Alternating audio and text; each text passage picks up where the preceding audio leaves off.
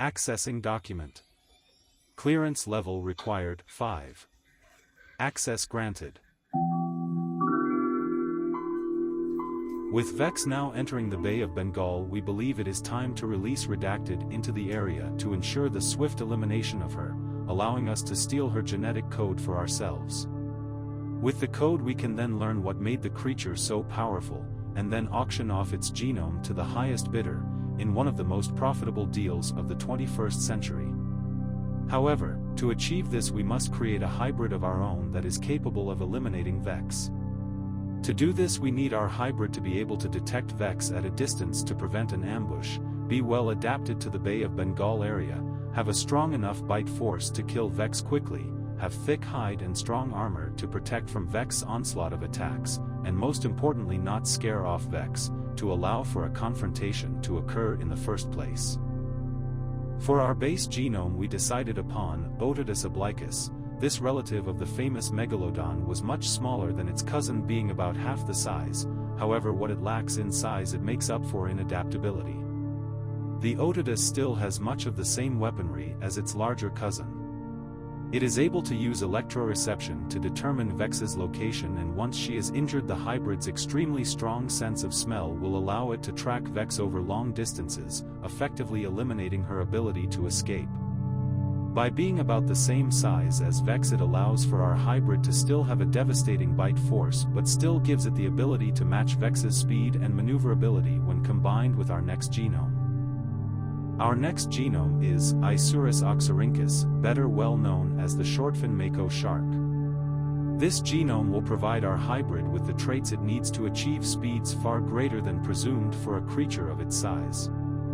The mako's more streamlined build will allow for the shark to reduce drag, allowing it to cut through the water more efficiently.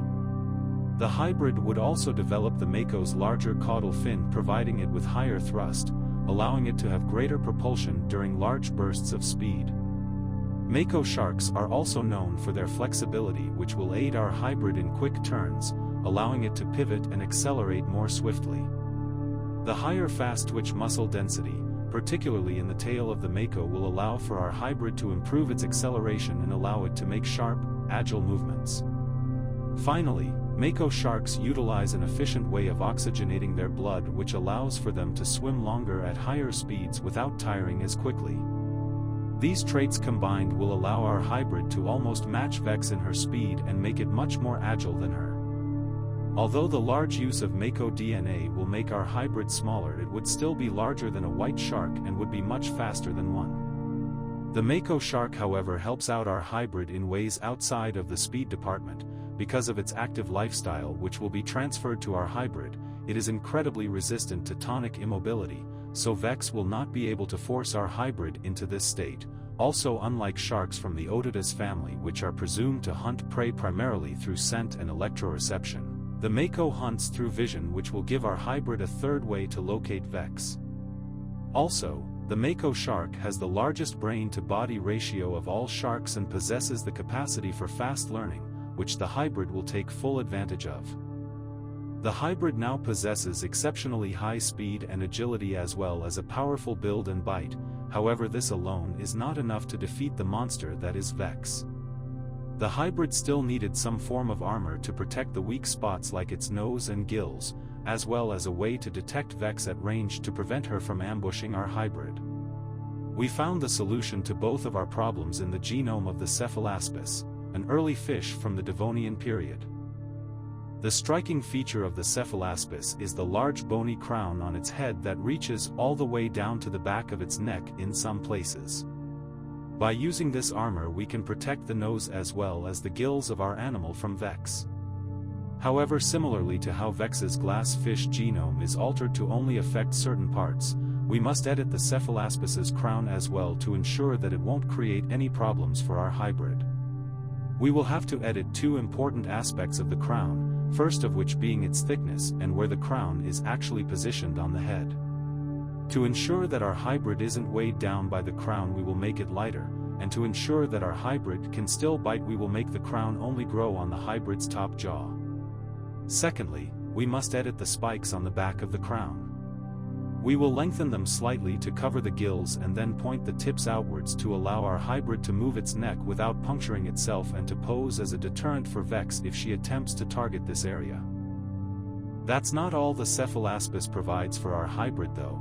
A special evolutionary trait of this unassuming creature is that it can detect vibrations in the water and determine the source of those vibrations. By giving our hybrid this trait, whenever Vex echolocates to see our hybrid will be alerted to Vex's location as well. This will prevent Vex from being able to ambush our hybrid unless she somehow learns of this ability, which then the improved eyesight from the Mako and the electroreception of Otodus will ensure that our hybrid is aware of Vex before she is aware of it. Finally, as an added bonus, the Cephalaspis genome will also allow our hybrid to utilize buccal pumping, which means that our hybrid does not need to keep moving to breathe like most sharks. With this final genome, our hybrid is now complete. It is with great pleasure to introduce you to Otodus coronatus, the crowned Otodus, nicknamed Queen. With a length of 27 feet and having a weight of 7 tons, this hybrid is capable of reaching speeds of 40 miles per hour for extended periods of time. She is expected to live on average 60 years and is capable of moderate levels of intelligence, showcasing advanced problem-solving skills for a shark. Thanks to her Mako genes, she is capable of reaching depths upwards of 4,000 feet and has a bite force of 35,000 pounds. We recently released Queen into the wild temporarily to observe her behavioral traits. We discovered that she has quite a fondness for large game despite her Mako genetics, as she was often spotted hunting dolphins, small whales, and even other sharks that were nearly her size. She was observed using a mix of ambush and pursuit hunting, surprising her prey from below and then prioritizing breaking the fins of her prey to prevent their escape and limiting their movement. We theorize that Queen's physical similarities to a common shark would lure Vex into a false sense of security, seeing her as nothing more than another prey item, causing Vex to become cocky and overly confident. However, once Vex realizes that Queen is anything but a common shark, it would already be too late for her, as she would be quickly overwhelmed by Queen's speed and agility.